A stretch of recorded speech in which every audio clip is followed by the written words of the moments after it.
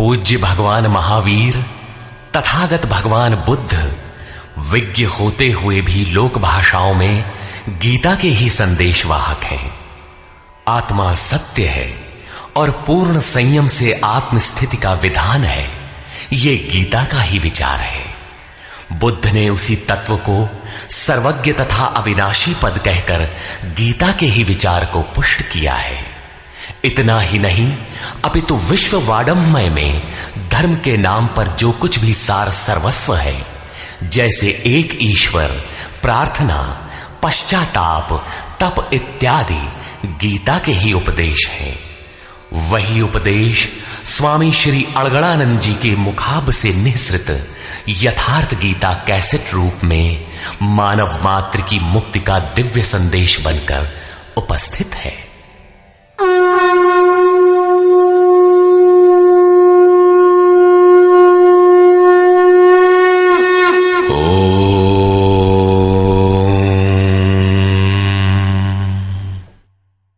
श्री परमात्मने नमः। यथार्थ गीता, श्रीमद् भगवत गीता, अथ पंचमो अध्यायः। अध्याय 3 में अर्जुन ने प्रश्न रखा था कि भगवान, जब ज्ञान योग आपको श्रेष्ठ मान्य है तो आप मुझे भयंकर कर्मों में क्यों लगाते हैं? अर्जुन को निष्काम कर्म योग की अपेक्षा ज्ञान योग कुछ सरल प्रतीत हुआ लगता है, क्योंकि ज्ञान योग में हारने पर देवत्व और विजय में महामहिम स्थिति, दोनों ही दशाओं में लाभ ही लाभ प्रतीत हुआ। किंतु अब तक अर्जुन ने भली प्रकार समझ लिया था कि दोनों ही मार्गों में कर्म तो करना ही पड़ेगा। योगेश्वर उसे संशय रहित होकर तत्वदर्शी महापुरुष की शरण लेने के लिए भी प्रेरित करते हैं, क्योंकि समझने के लिए वही एक स्थान है। अतः दोनों मार्गों में से एक चुनने से पूर्व उसने निवेदन किया। अर्जुन उवाच।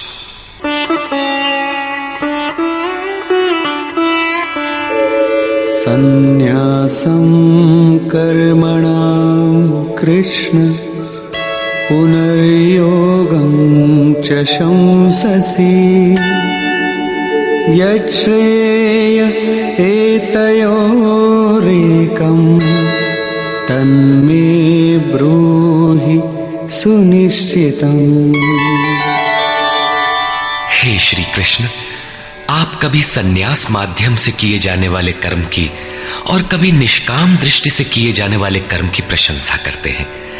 इन दोनों में से एक जो भली प्रकार आपका निश्चय किया हुआ हो, जो परम कल्याणकारी हो, उसे मेरे लिए कहिए। कहीं जाने के लिए आपको 2 मार्ग बताए जाए तो आप सुविधाजनक मार्ग अवश्य पूछेंगे। यदि नहीं पूछते तो आप जाने वाले नहीं हैं। इस पर योगेश्वर श्री कृष्ण ने कहा। श्री भगवान उवाच। संन्यासः कर्मयोगश्च निःश्रेयसकरावुभौ तयोस्तु कर्म संन्यासात् कर्मयोगो विशिष्यते। अर्जुन, संन्यास माध्यम से किया जाने वाला कर्म अर्थात ज्ञान मार्ग से किया जाने वाला कर्म और कर्म योग, निष्काम भावना से किए जाने वाले कर्म, ये दोनों ही परम श्रेय को दिलाने वाले हैं। परंतु इन दोनों मार्गों से संन्यास अथवा ज्ञान दृष्टि से किए जाने वाले कर्म की अपेक्षा निष्काम कर्म योग श्रेष्ठ है। प्रश्न स्वाभाविक है कि श्रेष्ठ क्यों है? ज्ञेयः स नित्य सन्न्यासी यो न द्वेष्टि न कांक्षति निर्द्वन्द्वो हि महाबाहो सुखं बन्धात् प्रमुच्यते। महाबाहु अर्जुन, जो न किसी से द्वेष करता है न किसी की आकांक्षा करता है, वो सदैव सन्यासी ही समझने योग्य है, चाहे वो ज्ञान मार्ग से या निष्काम कर्म मार्ग से ही क्यों ना हो। राग द्वेषादि द्वंद्वों से रहित वो पुरुष सुखपूर्वक भव बंधन से मुक्त हो जाता है।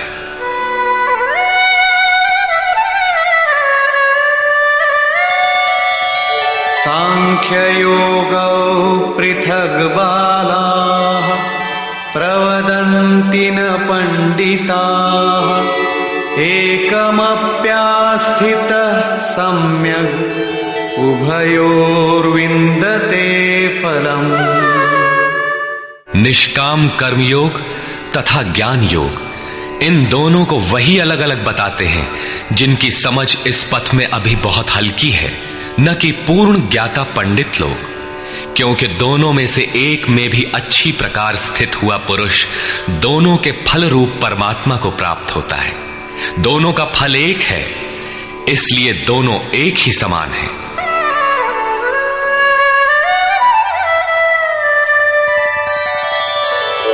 यत् सांख्यैः प्राप्यते स्थानम् तद्योगैरपि गम्यते एकं सांख्यं च योगं च यः पश्यति स पश्यति।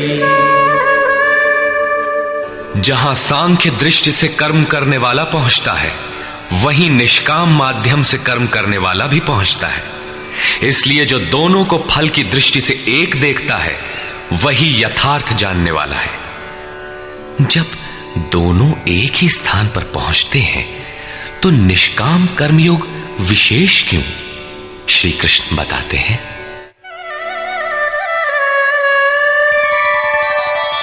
संन्यासस्तु महाबाहो दुःखमाप्तुमयो गतः योगयुक्तो मुनिर्ब्रह्म न चिरेणाधिगच्छति।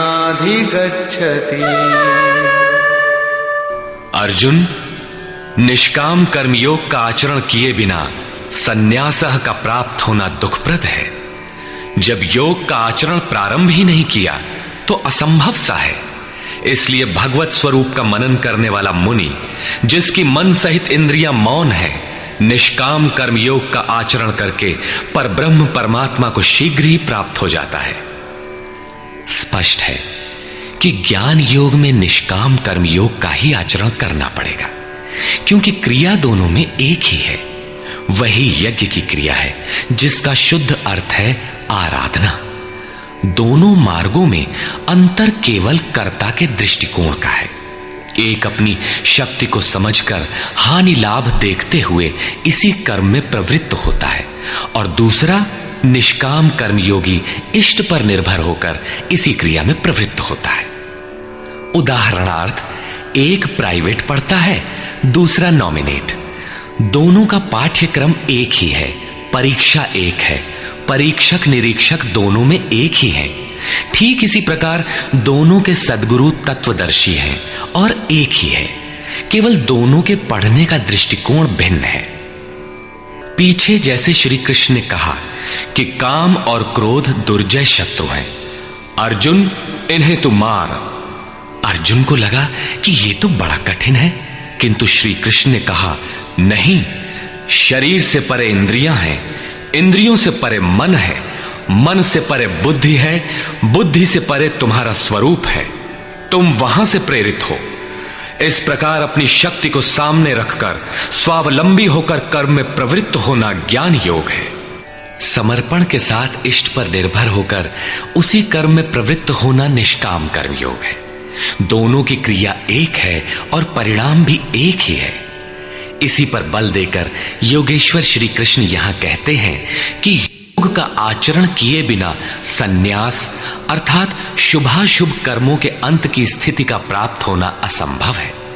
श्री कृष्ण के अनुसार ऐसा कोई योग नहीं है कि हाथ पर हाथ रखकर बैठे बैठे कहो कि मैं परमात्मा हूं, शुद्ध हूं, बुद्ध हूं, मेरे लिए न तो कर्म है न बंधन, मैं भला बुरा कुछ करता दिखाई पड़ता भी हूं तो इंद्रियां अपने अर्थों में बरत रही हैं। ऐसा पाखंड श्री कृष्ण के शब्दों में कदापि नहीं है। साक्षात योगेश्वर भी अपने अनन्य सखा अर्जुन को बिना कर्म की ये स्थिति नहीं दे सके। यदि ऐसा वे कर सकते तो गीता की आवश्यकता ही क्या थी। कर्म तो करना ही पड़ेगा। कर्म करके ही सन्यास की स्थिति को पाया जा सकता है और योग युक्त पुरुष शीघ्र ही परमात्मा को प्राप्त हो जाता है। योग युक्त पुरुष के लक्षण क्या है, इस पर कहते हैं,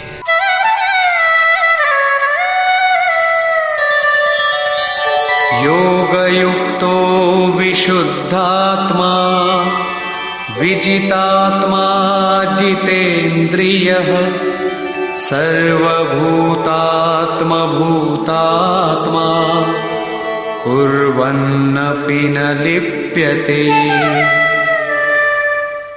विशेष रूप से जीता हुआ है शरीर जिसका, जीती हुई है इंद्रियां जिसकी, और विशेष रूप से शुद्ध है अंतःकरण जिसका, ऐसा पुरुष संपूर्ण भूत प्राणियों की आत्मा के मूल उद्गम परमात्मा से एक ही भाव हुआ योग से युक्त है।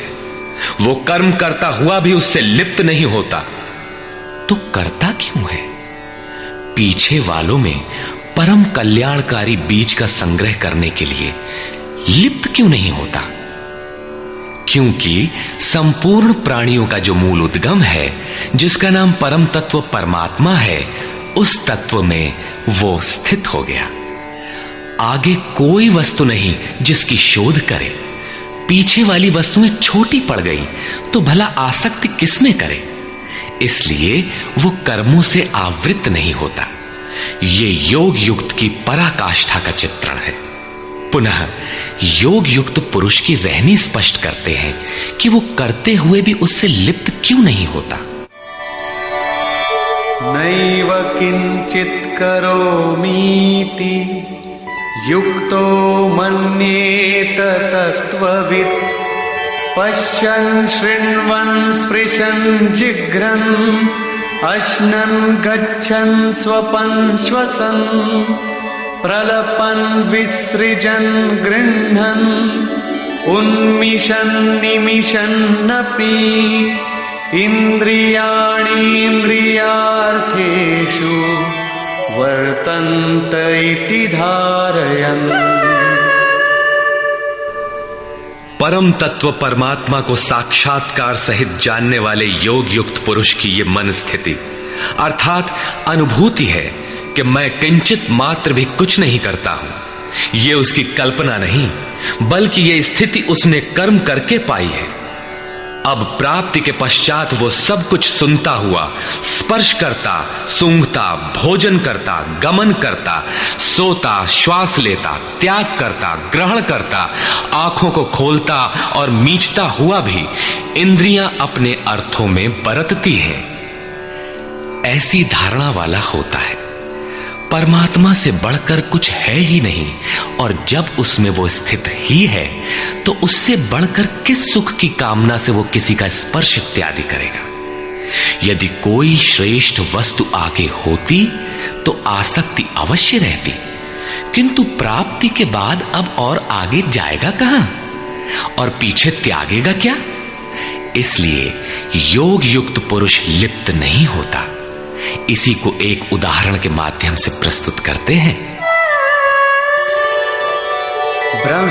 ब्रह्मण्याधाय कर्माणि संगं त्यक्त्वा करोति यः लिप्यते न स पापेन पद्मपत्रमिवाम्भसा। कमल कीचड़ में होता है, उसका पत्ता पानी के ऊपर तैरता है, लहरें रात दिन उसके ऊपर से गुजरती हैं, किंतु आप पत्ते को देखें सूखा मिलेगा। जल की एक बूंद भी उस पर टिक नहीं पाती। कीचड़ और जल में रहते हुए भी वो उससे लिप्त नहीं होता। ठीक इसी प्रकार जो पुरुष सब कर्मों को परमात्मा में विलय करके साक्षात्कार के साथ ही कर्मों का विलय होता है, इससे पूर्व नहीं। आसक्ति को त्याग करके अब आगे कोई वस्तु नहीं, अतः आसक्ति नहीं रहती, इसलिए आसक्ति को त्याग कर कर्म करता है। वो भी इसी प्रकार लिप्त नहीं होता। फिर वो करता क्यों है? आप लोगों के लिए, समाज के कल्याण साधन के लिए, पीछे वालों के मार्गदर्शन के लिए इसी पर बल देते हैं।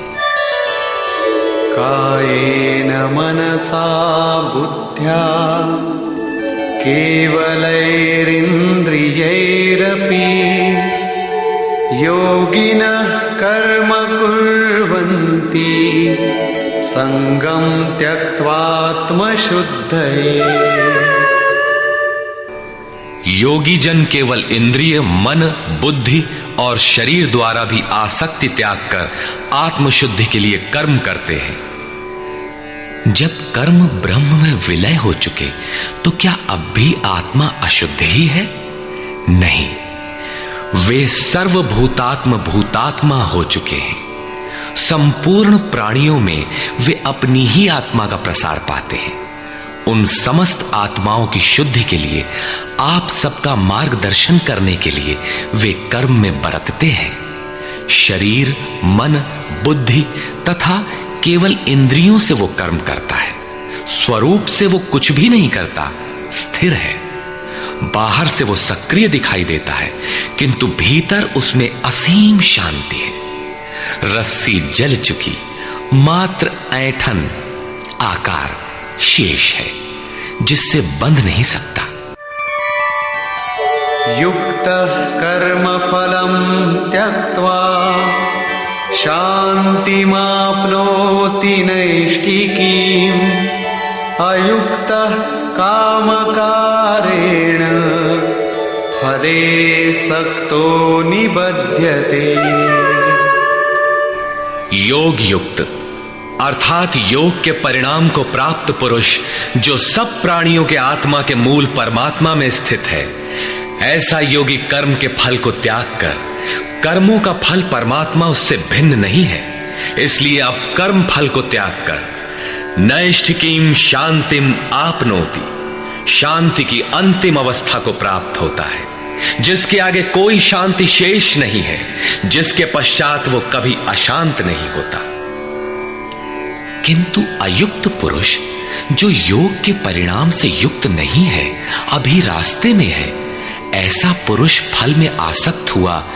फल है परमात्मा, उसमें उसका आसक्त होना आवश्यक है, इसलिए फल में आसक्त होने पर भी काम कारेण निबध्यते, कामना करके बंध जाता है, अर्थात पूर्ति पर्यंत कामनाएं जागृत होती है।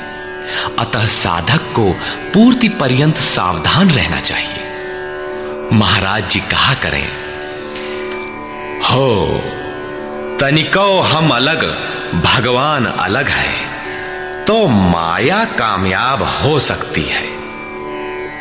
कल ही प्राप्ति होनी हो, किंतु आज तो वो अज्ञानी ही है। अतः पूर्ति पर्यंत साधक को असावधान नहीं होना चाहिए। इसी पर आगे देखें। सर्वकर्माणि मनसा सन्न्यस्यास्ते सुखं वशी नवद्वारे पुरे देहि नैव कुर्वन्न कारयन्। जो संपूर्ण रूप से स्ववश है, जो शरीर, मन, बुद्धि और प्रकृति से परे स्वयं में स्थित है, ऐसा वशी पुरुष निसंदेह न कुछ करता है न कराता है। पीछे वालों से कराना भी उसकी आंतरिक शांति का स्पर्श नहीं कर पाता। ऐसा स्वरूपस्थ पुरुष शब्दादि विषयों को उपलब्ध कराने वाले 9 द्वारों, 2 कान, 2 नेत्र, 2 नासिका छिद्र, 1 मुख, उपस्थ एवं पायु वाले शरीर रूपी घर में सब कर्मों को मन से त्याग कर स्वरूपानंद में ही स्थित रहता है। यथार्थतः वो न कुछ करता है और न कराता है। इसी को पुनः श्री कृष्ण दूसरे शब्दों में कहते हैं कि वो प्रभु न करता है न कराता है। सद्गुरु, भगवान, प्रभु, स्वरूपस्थ, महापुरुष, युक्त इत्यादि एक दूसरे के पर्याय हैं। अलग से कोई भगवान कुछ करने नहीं आता। वो जब करता है तो इन्हीं स्वरूपस्थ इष्ट के माध्यम से कराता है। महापुरुष के लिए शरीर मकान मात्र है। अतः परमात्मा का करना और महापुरुष का करना एक ही बात है, क्योंकि वो उनके द्वारा है। वस्तुतः वो पुरुष करते हुए भी कुछ नहीं करता। इसी पर अगला श्लोक देखें। न कर्तृत्वं न कर्माणि लोकस्य सृजति प्रभुः न कर्मफल संयोगं स्वभावस्तु प्रवर्तते। वो प्रभु न तो भूत प्राणियों के कर्तापन को, न कर्मों को और न कर्म फलों का संयोग ही बैठाता है, बल्कि स्वभाव में स्थित प्रकृति के दबाव के अनुसार ही सभी बरतते हैं।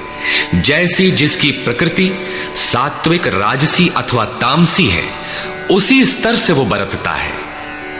प्रकृति तो लंबी चौड़ी है, लेकिन आपके ऊपर उतना ही प्रभाव डाल पाती है जितना आपका स्वभाव विकृत अथवा विकसित है।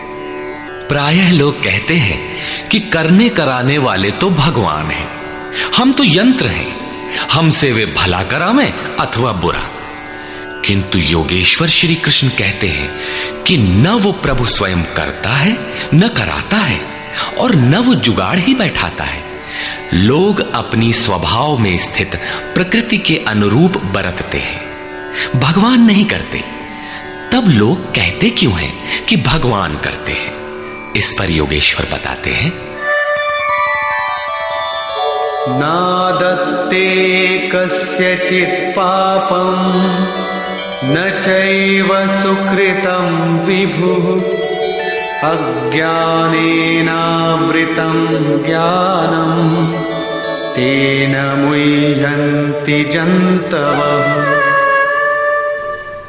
जिसे अभी प्रभु कहा, उसी को यहां विभु कहा गया है, क्योंकि वो संपूर्ण वैभव से संयुक्त है। प्रभुता एवं वैभव से संयुक्त वो परमात्मा न किसी के पाप कर्म को और न किसी के पुण्य कर्मों को ही ग्रहण करता है। फिर लोग कहते क्यों हैं? इसलिए कि अज्ञान के द्वारा ज्ञान ढका हुआ है। उन्हें अभी साक्षात्कार सहित ज्ञान तो हुआ नहीं, वे अभी जंतु हैं। मोहवश वे कुछ भी कह सकते हैं। ज्ञान से क्या होता है, इसे स्पष्ट करते हैं। ज्ञानेन तु तदज्ञानम् येषां नाशितमात्मनः तेषामादित्यवज्ज्ञानं प्रकाशयति तत्परम्। जिनके अंतःकरण का वो अज्ञान, जिसने ज्ञान को ढक रखा था, आत्म साक्षात्कार द्वारा नष्ट हो गया है, और इस प्रकार जिसने ज्ञान प्राप्त कर लिया है, उनका वो ज्ञान सूर्य के सदृश उस परम तत्व परमात्मा को प्रकाशित करता है। तो क्या परमात्मा किसी अंधकार का नाम है? नहीं, वो तो स्वयं प्रकाश रूप दिन राति, स्वयं प्रकाश रूप है तो, किंतु हमारे उपभोग के लिए तो नहीं है, दिखाई तो नहीं देता।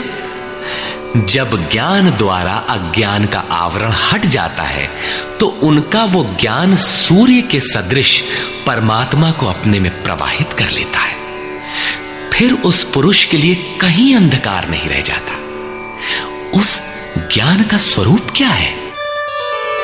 तद्बुद्धयस्तदात्मानः तन्निष्ठास्तत्परायणाः गच्छन्त्य पुनरावृत्तिं ज्ञाननिर्धूतकल्मषाः। जब उस परम तत्व परमात्मा के अनुरूप बुद्धि हो, तत्व के अनुरूप प्रवाहित मन हो, परम तत्व परमात्मा में एक ही भाव से उसकी रहनी हो और उसी के परायण हो, इसी का नाम ज्ञान है।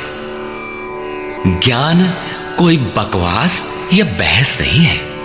इस ज्ञान द्वारा पाप रहित हुआ पुरुष पुनरागमन रहित परम गति को प्राप्त होता है। परम गति को प्राप्त पूर्ण जानकारी से युक्त पुरुष ही पंडित कहलाते हैं। आगे देखें।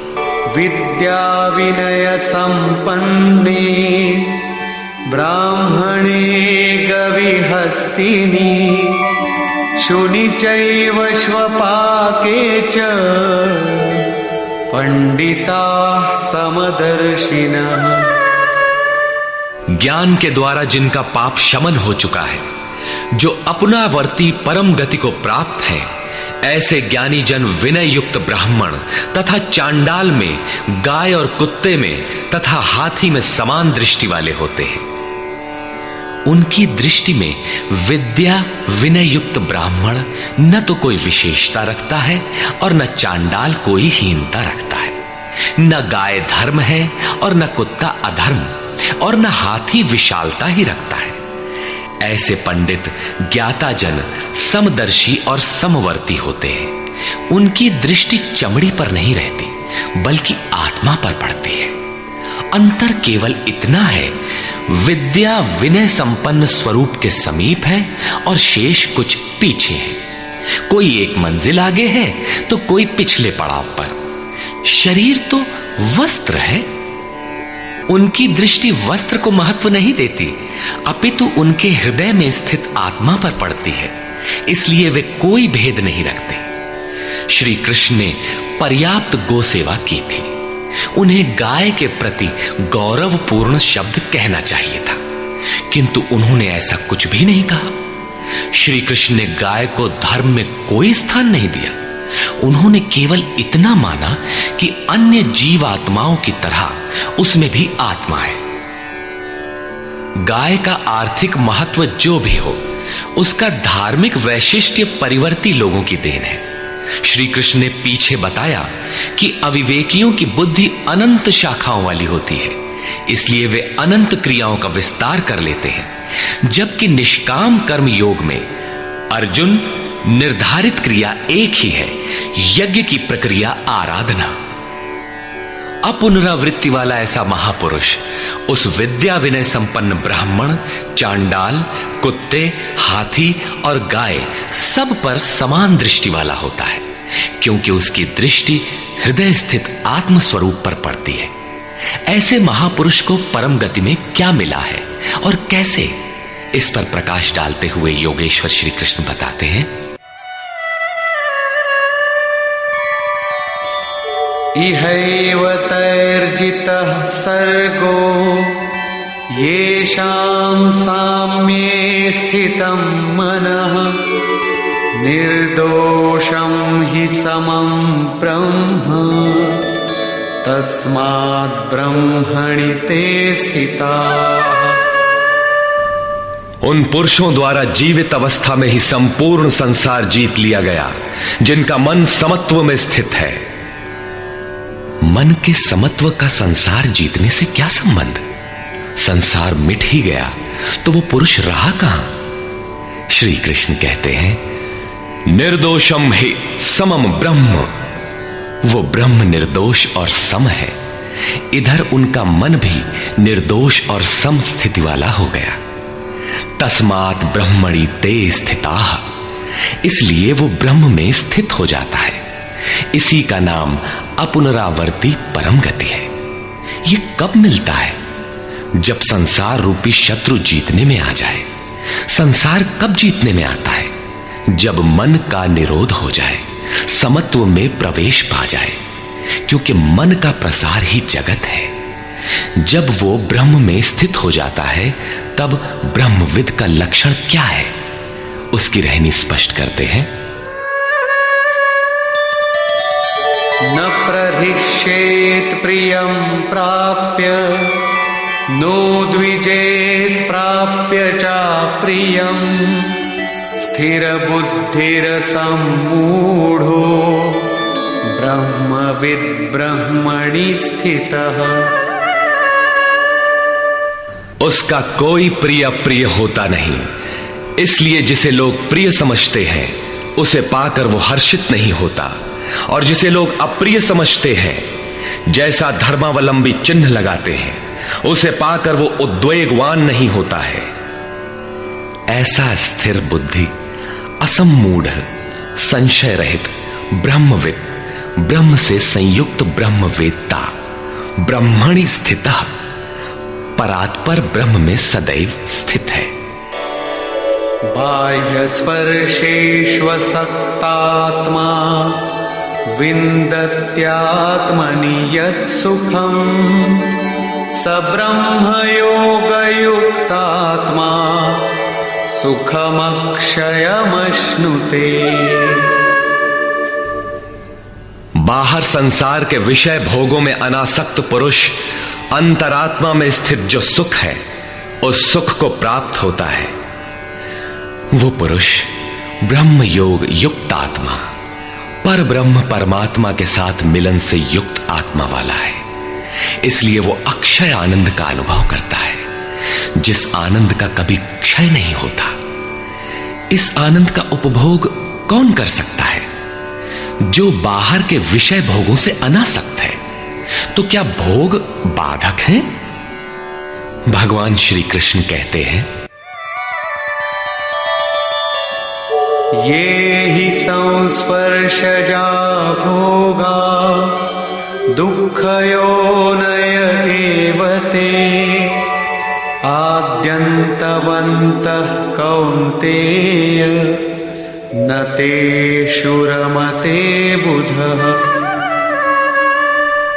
केवल त्वचा ही नहीं, सभी इंद्रियां स्पर्श करती हैं। देखना आंख का स्पर्श है, सुनना कान का स्पर्श है।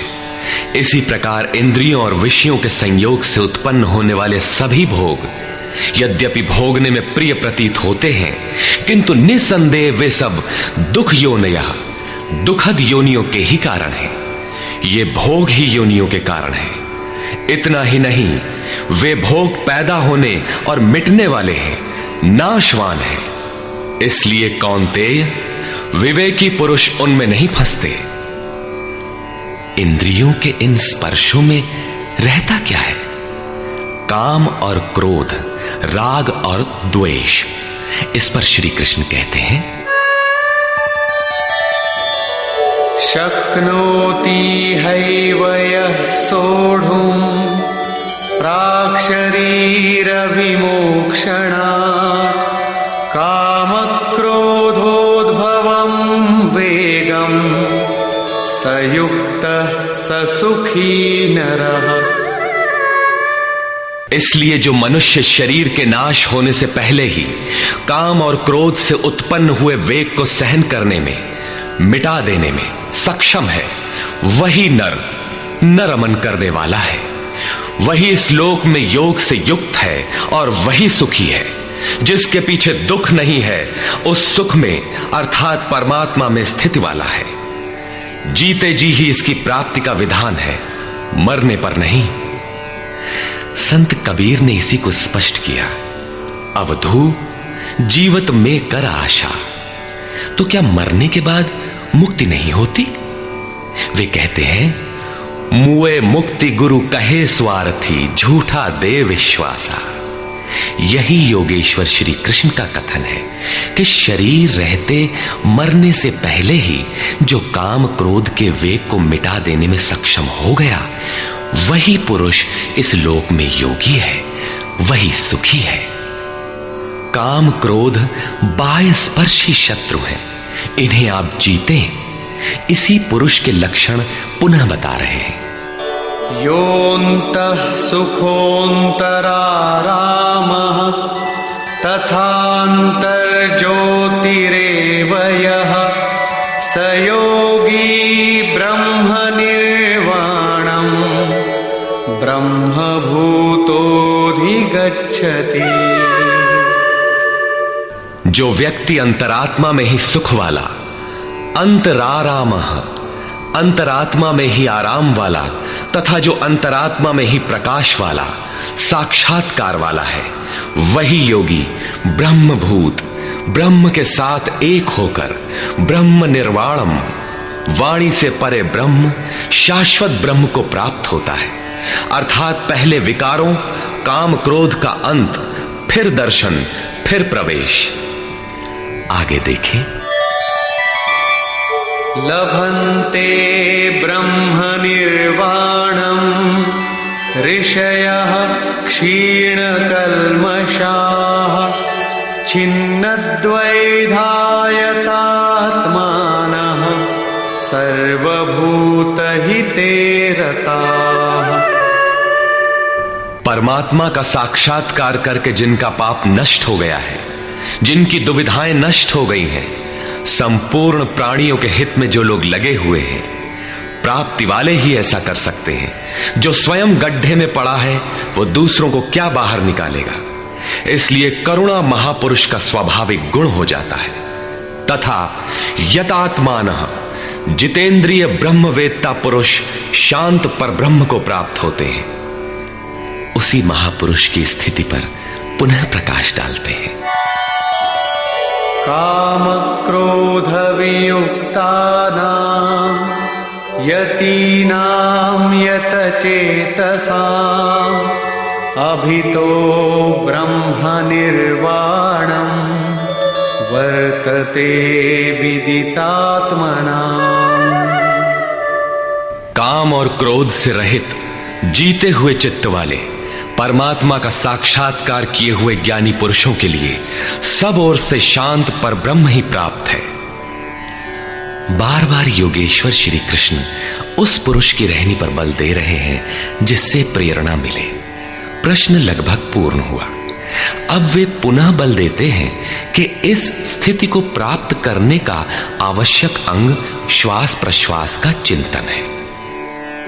यज्ञ की प्रक्रिया में प्राण का अपान में हवन, अपान का प्राण में हवन, प्राण अपान दोनों की गति का निरोध उन्होंने बताया था, उसी को समझा रहे हैं।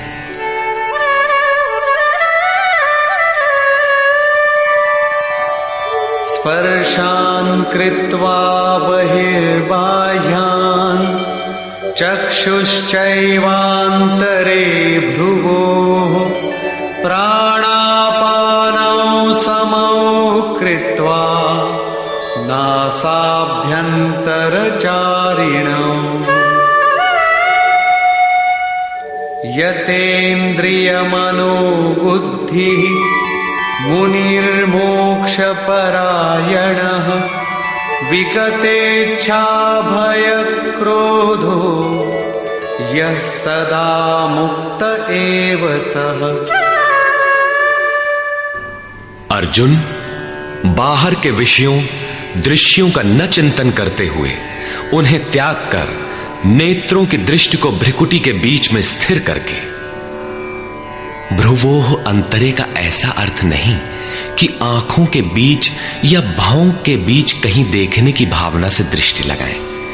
भ्रिकुटी के बीच का शुद्ध अर्थ इतना है कि सीधे बैठने पर दृष्टि भ्रिकुटी के ठीक मध्य से सीधे आगे बढ़े। दाहिने बाएं इधर उधर चकपक न देखें।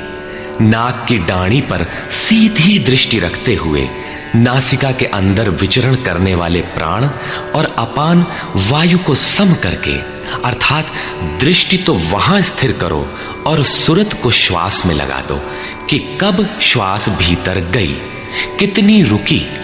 लगभग आधा सेकंड रुकती है, प्रयास करके न रोकें।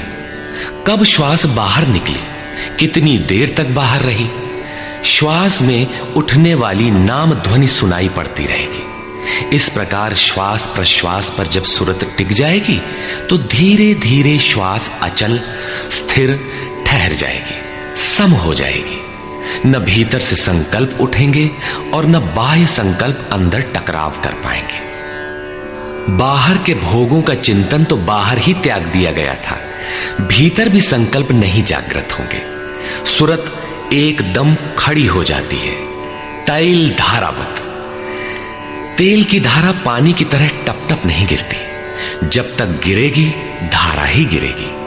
इसी प्रकार प्राण और अपान की गति एकदम सम स्थिर करके इंद्रियों, मन और बुद्धि को जिसने जीत लिया है, इच्छा, भय और क्रोध से रहित, मननशीलता की चरम सीमा पर पहुंचा हुआ मोक्ष परायण मुनि सदा मुक्त ही है।